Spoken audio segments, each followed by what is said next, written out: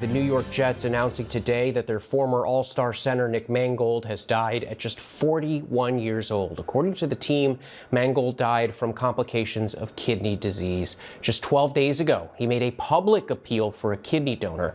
Joining me now with more on kidney disease is emergency medicine physician Dr. Neil Bhavsar. Doctor, what causes chronic kidney disease and why is it so often missed?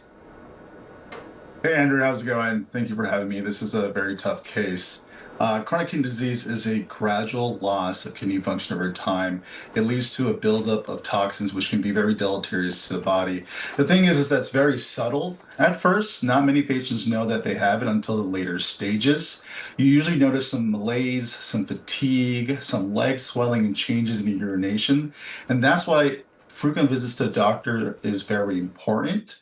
We as physicians typically diagnose with blood testing and urine testing. And you mentioned that those symptoms could be subtle at first, and I found this timing to be so interesting. Mangold's death came just 2 weeks after announcing that he had kidney disease and needed a transplant. Who qualifies for a kidney transplant? What's the average wait time for a kidney?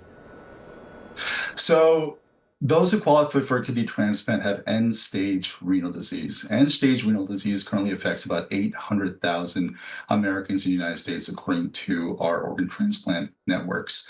Those who have end-stage renal disease qualify for a transplant, which would be up to a 3 to 5 year wait from a deceased donor. And from a live donor, it can be a lot sooner, but there are a lot of complications. Most people who are healthy, living donors that want to donate to their family and friends oftentimes cannot. About 25% of them cannot because of blood type mismatches. And that is why Mangold was asking for a universal donor, a blood type O donor. And sometimes the HLA mismatch in the tissue type can be a big issue as well. And about 50% of those who want to donate at the end are unable to donate.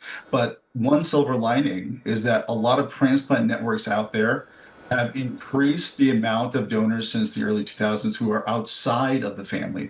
So about 40% of donors were available in the early 2000s. Now we're about 66% at the most recent statistics. And what are some of the complications that can happen if chronic kidney disease is left untreated?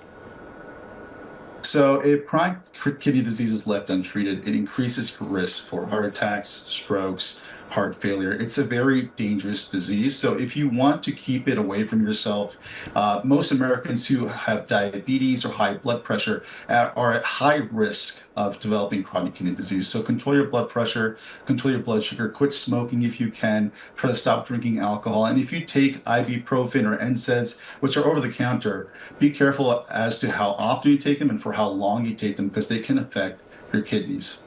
Dr. Neil Bhavsar, thank you.